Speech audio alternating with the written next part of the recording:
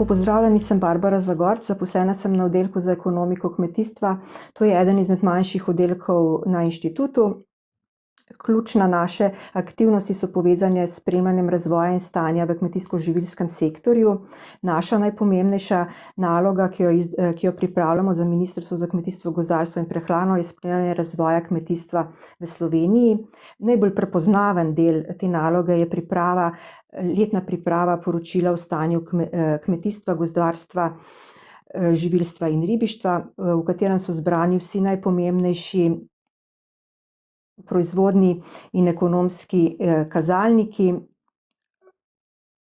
Pomemben drugi del tega poročila pa je pregled po posameznih kmetijskih trgih, v katerem pa sem zadolžena za pripravo rastlinskih kmetijskih trgov.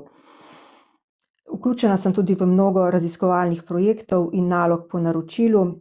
V zadnjih 2 letih smo uspešno zaključili 2 nalogi po naročilu. Ena je bila vzpostavitev sistema izračunavanja standardnega prihodka, ki smo ga pripravili za Ministrstvo za kmetijstvo.